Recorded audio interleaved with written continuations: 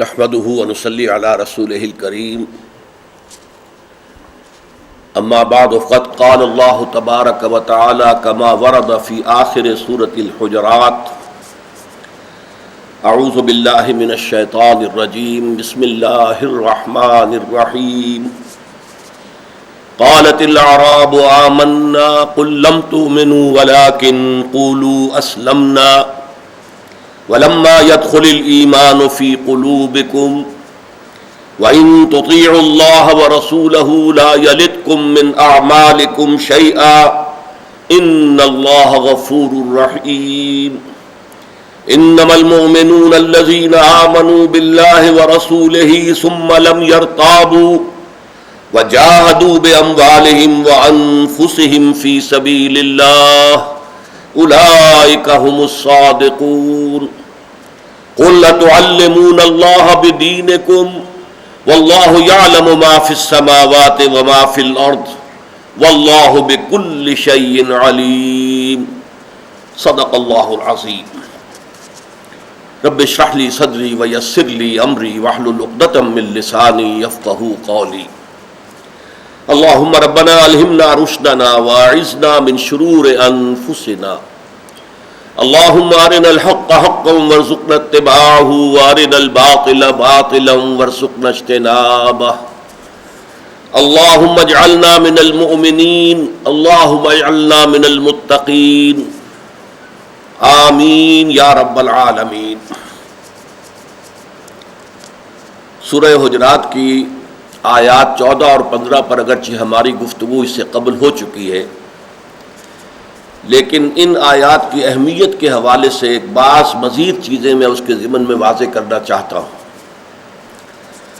آیت نمبر 14 اس اعتبار سے پورے قرآن حکیم میں منفرد ہے کہ اس میں ایمان اور اسلام کو بالکل دو جداگانہ چیزوں کی شکل میں پیش کیا گیا۔ قالت الاعراب آمنا، یہ بدو کہتے ہیں کہ ہم ایمان لے آئے۔ قل لم تؤمنوا، اے نبی کہہ دیجئے تم ہرگز ایمان نہیں لائے ہو، ولکن قولوا اسلمنا، بلکہ یوں کہو کہ ہم اسلام لے آئے ہیں یا ہم نے اطاعت قبول کر لی ہے، ہم نے سرنڈر کر دیا ہے۔ ولما يدخل الایمان فی قلوبکم، اور تاحال ایمان تمہارے دلوں میں داخل نہیں ہوا۔ وَإِن تُطِيعُوا اللَّهَ وَرَسُولَهُ، لیکن اس حال میں بھی اگر تم اللہ اور اس کے رسول کی اطاعت کرتے رہو گے، لا يَلِدْكُم مِّنْ أَعْمَالِكُمْ شَيْئًا، اللہ تعالیٰ تمہارے اعمال کے اجر و ثواب میں کوئی کمی نہیں کرے گا۔ ان اللہ غفور رحیم، اور یہ اس لیے کہ یقیناً اللہ تعالیٰ غفور اور رحیم ہے، بخشنے والا، رحم فرمانے والا۔ میں یہ عرض کر چکا ہوں کہ اصل میں قرآن حکیم میں یہ دو الفاظ اسلام اور ایمان اور مسلم اور مومن، یہ بالکل سینونیمس مترادف الفاظ کے طور پر بھی استعمال ہوتے ہیں، لیکن یہ ہے کہ جب ان کا ایک دوسرے کے سامنے تقابل ہو جائے تو ان کے معنی بالکل جدا ہو جاتے ہیں۔ یہ تین جوڑے میں نے آپ کو بتائے تھے، اسلام اور ایمان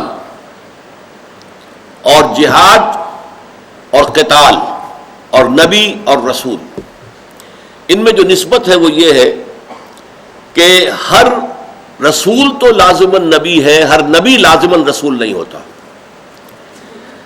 قتال تو ہر حال میں جہاد ہے، لیکن جہاد ہر حال میں قتال نہیں ہوتا، جہاد ایک بہت وسیع بیس کی شے ہے۔ اسی طرح مومن تو لازماً مسلم ہے، لیکن ہر مسلم مومن نہیں ہے۔ اس کو اہل علم کہتے ہیں کہ یہ اصطلاحات ایسی ہیں کہ اذا اجتمعا تفرقا، جب یہ ایک مقام پر آئیں گی تو یہ متفرق ہوں گی، ایک دوسرے کے معنی جو ہے اس کے خلاف ہوں گے۔ وَإِذَا تَفَرَّقَا اجْتَمَعَا، علیحدہ علیحدہ ذکر ہو رہا ہو تو یہ مجتمع ہو جاتی ہیں، یعنی تقریباً ہم معنی ہو جاتی ہیں۔ تو یہاں جس قدر کلوز کنٹراسٹ آیا ہے پورے قرآن مجید میں، اس کی کوئی دوسری مثال نہیں ہے۔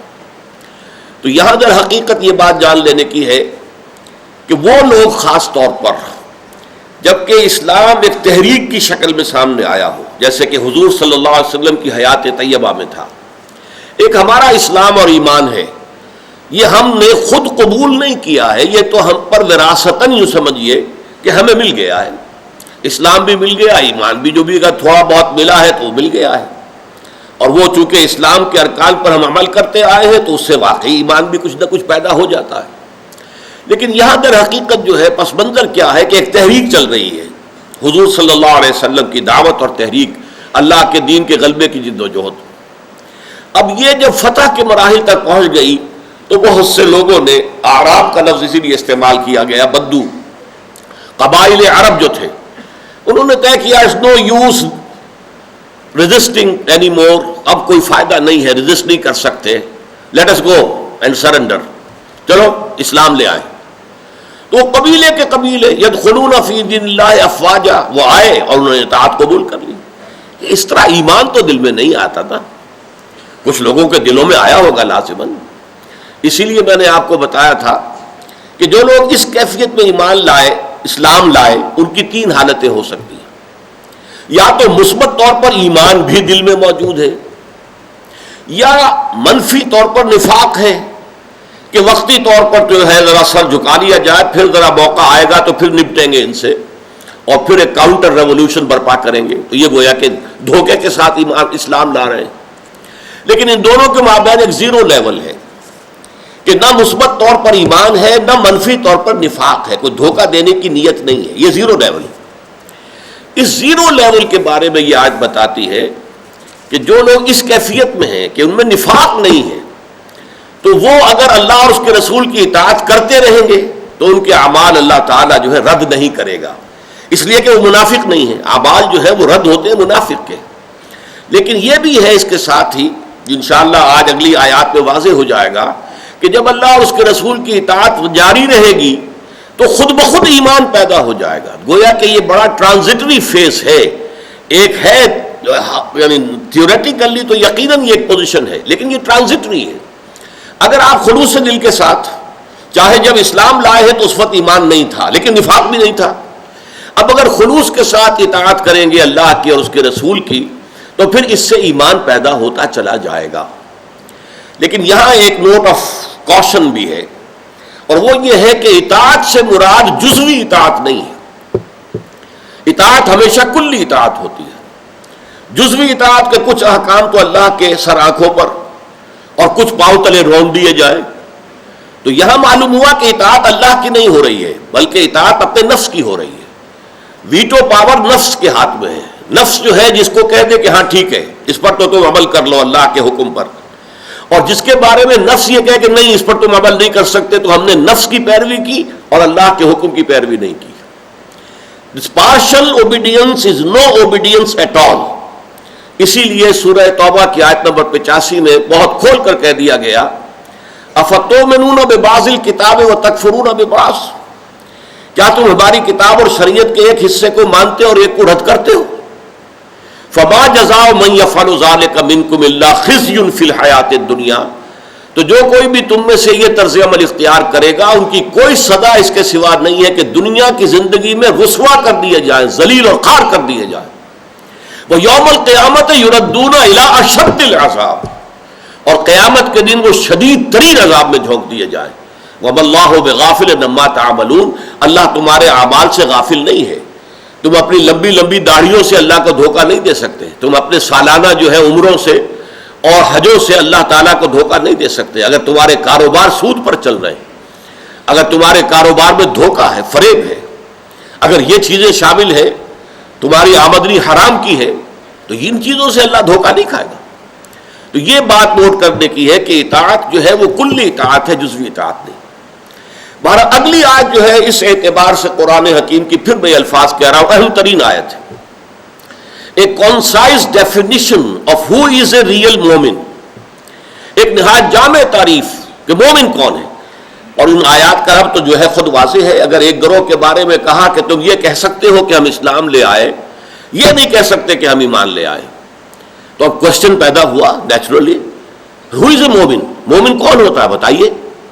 اس کا جواب ہے انما المؤمنون الذین آمنوا باللہ ورسولہ ثم لم یرتابوا وجاہدوا باموالہم وانفسہم فی سبیل اللہ اولئک هم الصادقون. مومن تو صرف وہ لوگ ہیں، یہ میں بیان کر چکا ہوں اس آیت کے شروع اور آخر میں، جو اسلوب حصر ہے. اسے کیا کہتے ہیں اسلوب حصر کی مثال؟ اگر ہم کہیں زید عالم ہے اس کا ایک خاص مفہوم ہے، اور کہا جائے زید ہی عالم ہے، اب مفہوم کافی جو ہے بدل گیا. زید عالم ہے تو عمر بھی ہو سکتا ہے، بکر بھی ہو سکتا ہے، اور کوئی ہو سکتا ہے، اس میں کوئی نفی دوسروں کی نہیں ہے.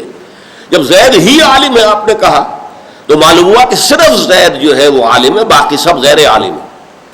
تو یہاں پہ اس کو اسلوب حصر کہتے ہیں، اور یہ آیت دونوں طرف بریکٹڈ ہے، دونوں طرف سے اسلوب حصر سے. انما کلمہ حصر ہے، اولئک هم الصادقون، اسلوب حصر ہے. مومن تو صرف وہ ہے جو ایمان لائے اللہ پر اور اس کے رسول پر، پھر شک میں ہرگز نہیں پڑے، یعنی یہ یقین کی کیفیت ہو گئی ان کے قلوب کے اندر. وجاہدوا باموالہم وانفسہم فی سبیل اللہ، اور پھر انہوں نے جہاد کیا اللہ کی راہ میں اپنی جانوں کے ساتھ، اپنے مال کے ساتھ. اولئک هم الصادقون، یہی ہے صرف وہ لوگ کہ جو سچے ہیں اپنے دعوی ایمان میں. اگر وہ کہتے ہیں آمنا تو انہیں حق ہے، وہ سچے ہیں. لیکن اگر یہ کیفیت نہیں ہے تو مسلم تو تم مان لیے جاؤ گے، لیکن مومن تمہیں تسلیم نہیں کرے گا اللہ تعالی. اس ضمن میں یہ بات میں پہلے بتا چکا ہوں آپ کو کہ اس مضمون کا اس سورہ حجرات کے عمومی مضمون کے ساتھ کیا ربط و تعلق ہے.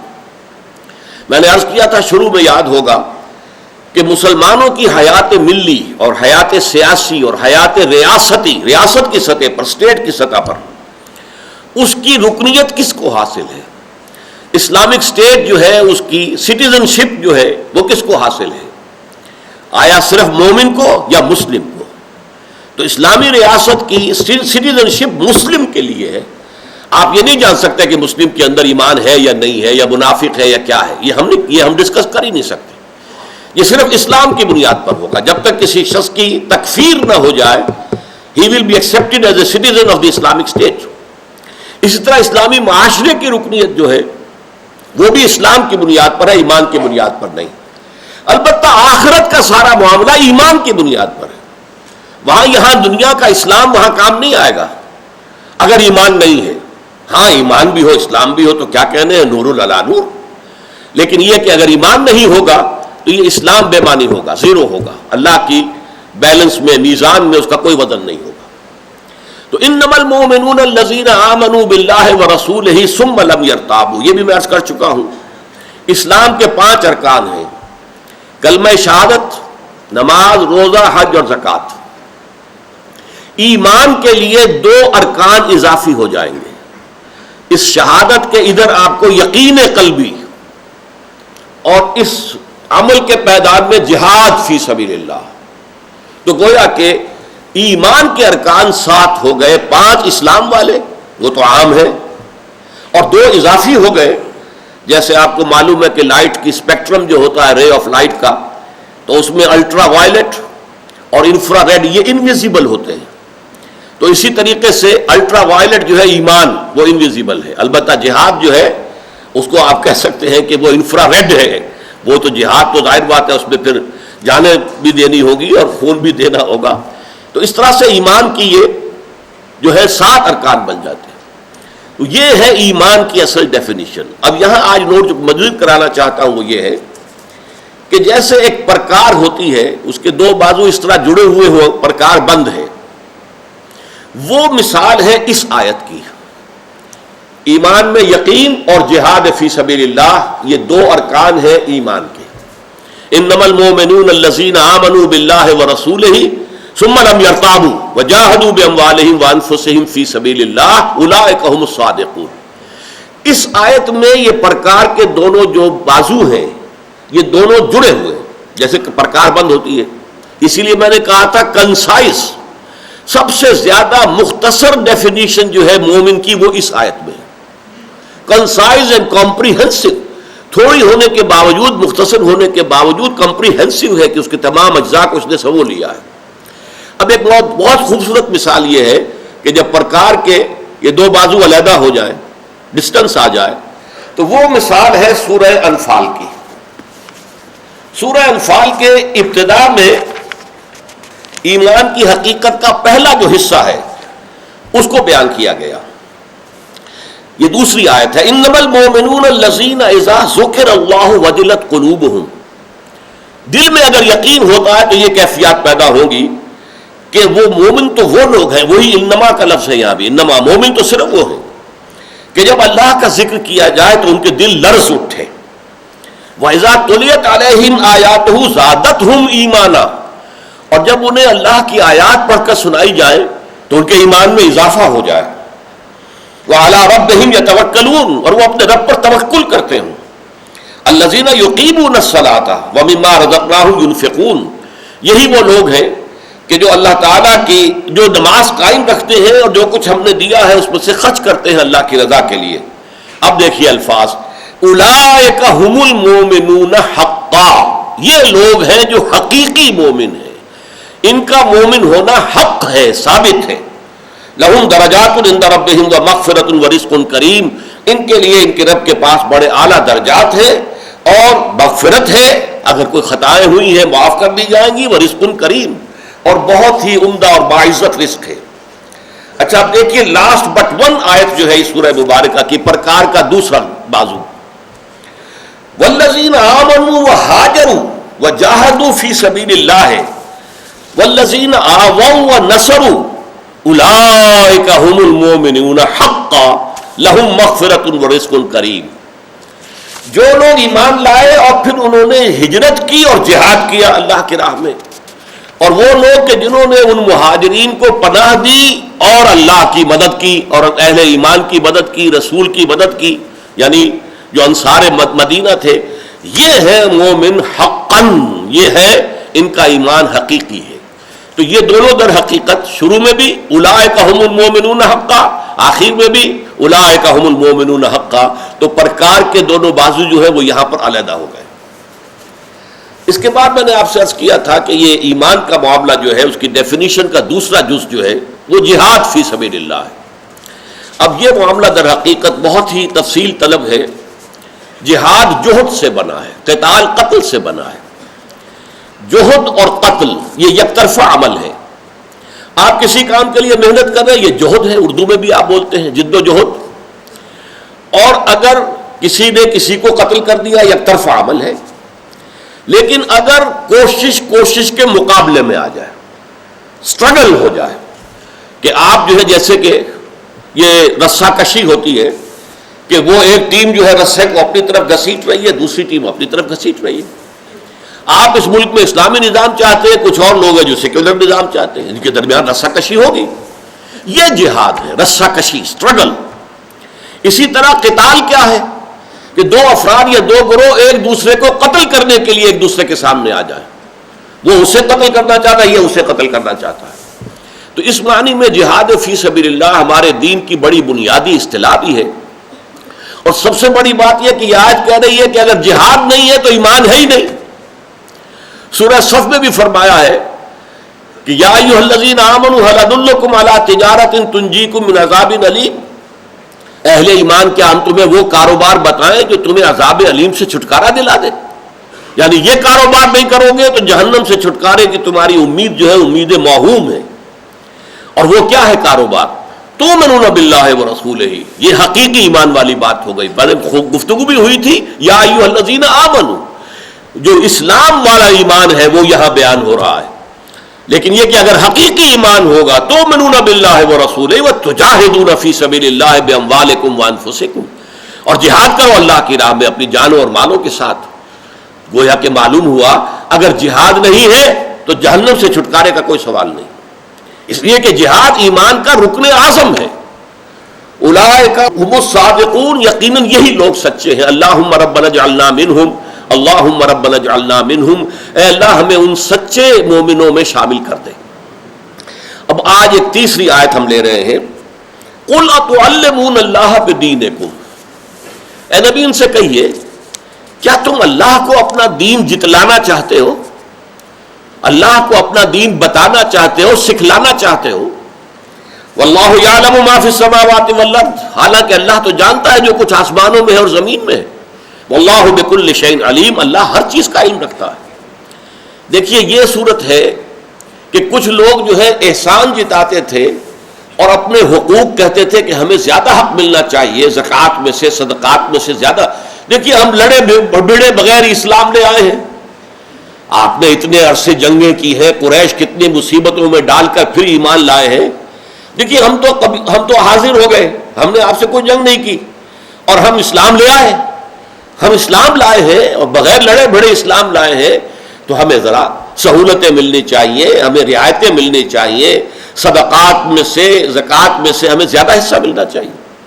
تو یہ گویا کہ اپنے اس اسلام کو اور اپنے اس دین کو ایمفیسائز کرتے تھے۔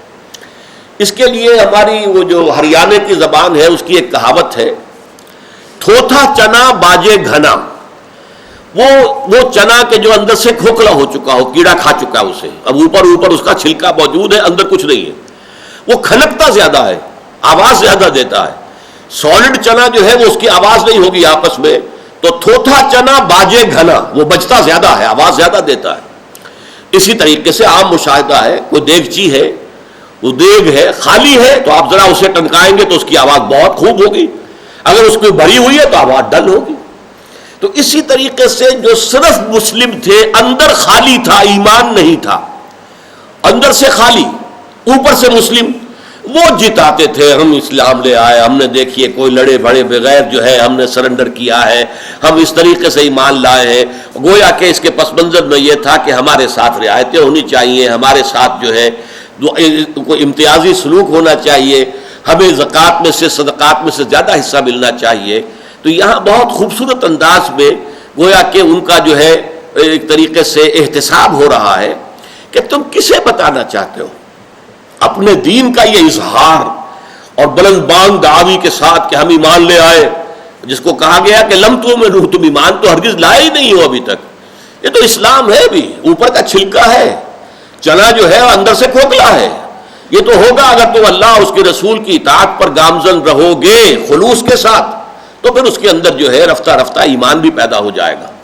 لیکن ابھی تو تمہارا یہ خالی دیگ ہے، خالی برتن ہے، خالی دیگچی ہے، تھوتھا چنا ہے، کھوکھلا چنا ہے، اسی لیے تم بول رہے ہو۔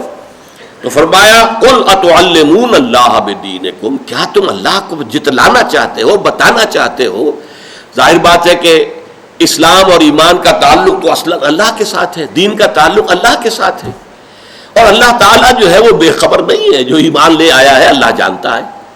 اللہ یہ بھی جانتا ہے کہ اس کے دل میں واقعی ایمان ہے یا نہیں ہے، یا وہ جھوٹ موٹ کو کلمہ شہادت پڑھ رہا ہے، یا وہ دھوکہ دینے کے لیے کلمہ شہادت پڑھ رہا ہے، یا وہ ایک رو کے اندر شامل ہو کر پورا قبیلہ ایمان لا رہا، چلو بھائی اب میں بھی کیا کروں گا، اپنے بھائی بندوں سے علیحدہ تو نہیں رہ سکتے، لہذا اب سارا قبیلہ جب اسلام لا رہا ہے تو آؤ چلو ہم بھی اسلام لے آئے۔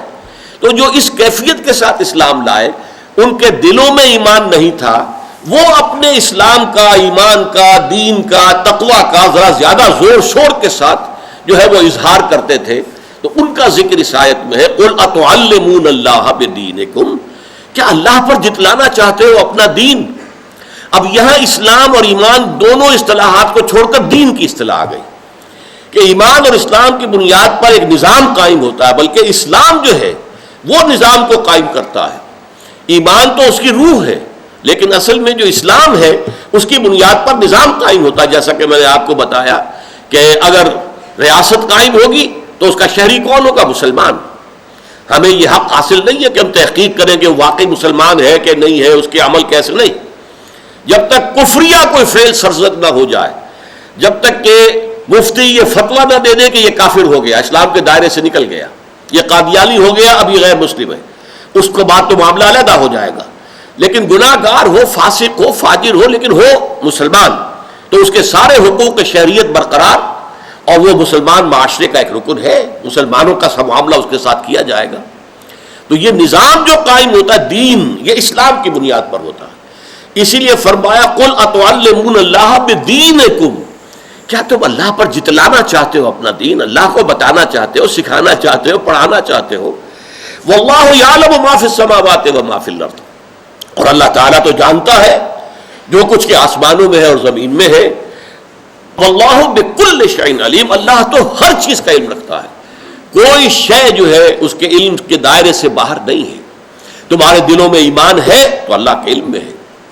میں نے آپ کو وہ حدیث کئی دفعہ سنائی ہے، ان اللہ لا ينظر الى صورکم ولا الى اموالکم ولکن ينظر الى قلوبکم والى اعمالکم، اللہ تعالیٰ تمہاری صورتوں کو نہیں دیکھتا، کوئی حبشی ہے، کالا کلوٹا ہے، کوئی سرخ و سفید، اللہ کو ان سے کوئی بحث نہیں ہے. اللہ نے بنایا ہے، جس کو چاہا کالا بنا دیا، جس کو چاہا گورا بنا دیا. تو اللہ تمہاری صورتوں کو نہیں دیکھتا. کسی کو نقش و نگار بڑے اچھے دے دیے جو کہ بڑے دل آویز ہیں، دیدہ زیب ہے، کسی کے بڑے بوڑھے قسم کے نقش و نگار ہیں. یہ چیزیں اللہ کی نگاہ میں ان کی کوئی حیثیت نہیں. یہ تو گیون ہے انسان کے لیے، اس میں انسان کا کوئی اپنا دخل نہیں ہے، کوئی اکتساب نہیں ہے، کوئی اپنا فیصلہ نہیں، کوئی اپنا چوائس نہیں. تو اللہ تعالیٰ تمہاری صورتوں کو نہیں دیکھتا اور اموال کو بھی نہیں دیکھتا. اور اموال کا سارا جو تعلق ہے وہ اس دنیا کی زندگی سے. وَلَٰكِن يَنظُرُ إِلَىٰ قُلُوبِكُمْ، وہ تو دیکھتا ہے تمہارے دلوں کو. دلوں میں کتنا کچھ یقین اور ایمان ہے، دلوں میں کتنا کچھ اللہ کی محبت ہے، دلوں میں کتنی کچھ اللہ کے رسول کی محبت ہے، دلوں میں کتنی کچھ آرزو ہے شہادت کی، موت کی. یہ اللہ تعالیٰ جانتا ہے. وہ تو تمہارے دلوں کو دیکھتا ہے اور تمہارے اعمال کو دیکھتا ہے، جس کی بنیاد پر اگر ایمان ہوگا تو پھر تمہارے اعمال تلیں گے. ایمان ہی نہیں ہوگا تو اعمال کا کوئی تول نہیں ہے، پھر اعمال کی پھر کوئی حیثیت ہی نہیں. ایمان نہیں ہے تو سیدھے جہنم میں. البتہ ایمان ہے تو اعمال تولے جائیں گے، نیکی کے اور بدی کے. ان میں اگر بدی کا پلڑا بھاری ہوا تو عارضی طور پر جہنم میں جانا ہوگا. جیسے کہ دھوبی جو ہے وہ پٹخ پٹخ کے کپڑوں کو اس کا میل نکالتا ہے، اور آپ کو معلوم ہے کہ پہلے سخت گرم پانی کے اندر جو ہے یہ سارا کام کیوں ہو رہا ہے. تو جہنم ان لوگوں کے لیے گویا کہ دھوبی گھاٹ ہوگا کہ پٹخ پٹخ کر ان کو سزائیں دے کر ان کے گناہ کے اثرات جو ہیں وہ ظاہر کیے جائیں گے، پھر انہیں جنت میں داخل کر دیا جائے گا. اگر ایمان تھا، اگر تصدیق بالقلب اور یقینی ایمان ہے ہی نہیں سرے سے، تو سیدھے جہنم. چاہے دنیا میں وہ مسلمانوں کا لیڈر شمار ہوتا ہو، بہت بڑا قائد شمار ہوتا ہو، کچھ بھی ہو، چاہے وہ مفتی اعظم قرار پاتا ہو، لیکن نہیں، اگر ایمان نہیں ہے تو پھر سیدھا جہنم میں جائے گا. جیسے کہ میں نے حدیث آپ کو سنائی، ایک مجاہد جو اللہ کی راہ میں شہید ہو گیا، لیکن یہ کہ اللہ فرمائے گا کہ تم کہتے ہو کہ تم نے میرے لیے جنگ کی تھی، کذب تھا، تم نے جھوٹ بولا. تم نے جنگ اس لیے کی تھی کہ کہا جائے جریون، بھائی بڑا بہادر ہے، کیا کہنے اس کے. تو وہ کہا جا چکا قد قیل، اب تمہارے لیے یہاں کچھ نہیں. اور فرشتے اودے منہ اس کو گھسیٹ کر جہنم میں جھونک دیں گے. یہی ایک بہت بڑے عالم کا معاملہ ہوگا. اے اللہ، میں نے تیرا علم پھیلایا ہے، تیرے دین کا علم پھیلایا، کہ تم جھوٹ کہتے ہو. تم نے علم پھیلایا تھا اس لیے کہ کہا جائے عالم، بڑا عالم ہے، جید عالم ہے. وہ کہا جا چکا قد قیل، اب یہاں تمہارے لیے کچھ نہیں ہے. اور فرشتے اس کو بھی جہنم کے اندر جھونک دیں گے. اسی طرح بڑا سخی انسان ہوگا، وہ کہے گا اللہ میں نے اپنی دولت تیری راہ میں لٹائی. اللہ فرمائے گا کذب تھا، تم جھوٹ کہتے ہو. تم نے تو دولت کی اس لیے لوگوں کو دی تھی کہ کہا جائے سخی، بھائی یہ تو حاتم تائی نکلا، یہ تو بڑا سخی ہے. قد قیل، وہ کہا جا چکا، تمہارا مقصود حاصل ہو چکا، لہذا آپ جہنم کا راستہ نہ. تو یہ معاملہ ہے کہ دنیا کا معاملہ اور ہے، آخرت کا اور ہے. وہاں ایمان فیصلہ کن ہے، اور ایمان کسی میں ہے یا نہیں ہے یہ اللہ کی نگاہوں سے اوجھل نہیں. واللہ بکل شیء علیم، اللہ تو ہر چیز کا علم رکھنے والا ہے. بارک اللہ لی ولکم فی القرآن العظیم ونفعنی وإیاکم بالآیات والذکر الحکیم.